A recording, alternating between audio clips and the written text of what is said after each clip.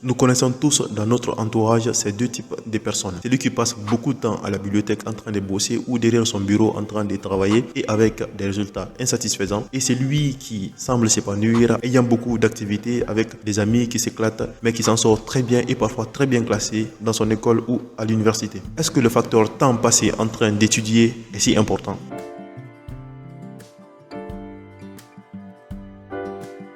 Bienvenue sur la chaîne YouTube Dr Sidimé. Ici on parle d'apprentissage. Si ce sujet t'intéresse, abonne-toi à la chaîne et active la cloche des notifications. Quand j'étais au collège, au lycée et même à l'université, j'ai toujours pensé que le fait de passer beaucoup de temps à la bibliothèque ou assis en train de bosser était le facteur le plus important. Beaucoup de personnes continuent à penser ainsi. Mais est-ce vrai? Parce que dans notre entourage, on rencontre aussi des personnes qui ne passent pas beaucoup de temps en train de travailler, mais qui ont les mêmes résultats que nous, ou bien qui parfois nous dépassent. Alors, on peut être amené à se poser la question, c'est quoi le temps idéal pour être bien classé, ou bien c'est quoi le temps idéal pour réussir son année? Aujourd'hui, ça ne veut rien dire pour moi passer toute la journée à réviser. Je ne réfléchis plus en fonction du temps que je passe en train de bosser, mais je réfléchis en fonction d'objectifs. Et plus j'arrive à atteindre rapidement ces objectifs, plus c'est mieux. Les étudiants intelligents ne cherchent pas à passer toute la journée en train de bosser, mais ils vont travailler pour atteindre leur objectif. Et peu importe le temps que ça peut prendre 2 heures, 3 heures, 6 heures ou toute la journée.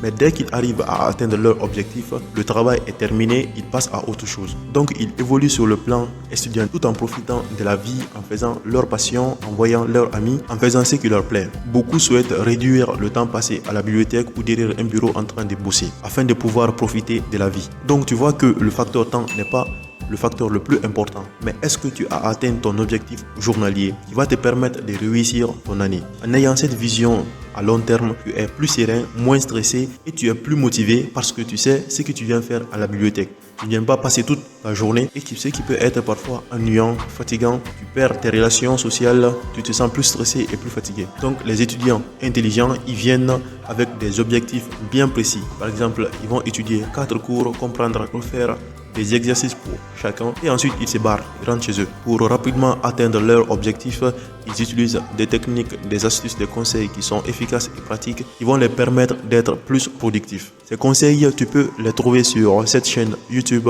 J'ai déjà abordé ces sujets sur cette chaîne. Si ça t'intéresse, tu peux jeter un coup d'œil. Par exemple, on a abordé la révision espacée, la révision par récupération, l'utilisation des exemples concrets, ainsi de suite. Donc, ces conseils vont te permettre d'atteindre très rapidement tes objectifs et de ne pas passer toute la journée, tous les jours à la bibliothèque, ce qui risque de te stresser, de t'épuiser sur le long terme. J'ai toujours rappelé que les études, surtout les études médicales, ce n'est pas la course de vitesse, mais c'est un marathon. Donc, tu dois aller progressivement et aller le plus loin possible. Donc, ce que je vais te dire dans cette vidéo, ne te demande pas combien de temps tu dois passer à étudier, mais apprends plutôt à te fixer des objectifs et de les atteindre. Atteindre tes objectifs journaliers peut te prendre 2 heures, 3 heures, 4 heures, parfois 12 heures. Dès lors que tu as atteint tes objectifs, tu peux déposer ton support, aller profiter de la vie, faire ta passion, faire autre chose qui te plaît pour mieux t'épanouir. Il y a aussi des personnes qui s'épanouissent en étudiant, qui veulent étudier, qui aiment étudier. Si tu es dans ce cas, c'est très bien. Parfois, ça peut arriver que tu as envie d'étudier, donc tu peux atteindre tes objectifs journaliers et continuer à étudier. Ça, c'est autre cas. Mais si tu souhaites faire autre chose, profiter de la vie, mieux vaut que tu te fixes des objectifs et tu pars à la bibliothèque dans le but de réaliser tes objectifs journaliers. Il est aussi important d'apprendre à se fixer des objectifs parce que les objectifs que tu vas te fixer une fois qu'ils sont atteints régulièrement chaque jour doivent te permettre de réussir ton année. Il faut que ce soit des objectifs SMART. Ça veut dire qu'ils sont des objectifs spécifiques, mesurables, atteignables, qui sont réalisables et qui sont limités dans le temps. J'espère que tu as compris que ce n'est pas le temps que tu vas passer à la bibliothèque ou derrière ton bureau qui est le plus important, mais est-ce que tu arrives à atteindre ton objectif? Je te remercie d'avoir suivi cette vidéo jusqu'à la fin. C'était un plaisir pour moi et si la vidéo t'a plu, je t'invite à mettre un pouce bleu et à me donner ton avis en commentaire. Et tu peux aussi partager la vidéo. On se retrouve à la prochaine vidéo. Ciao, ciao.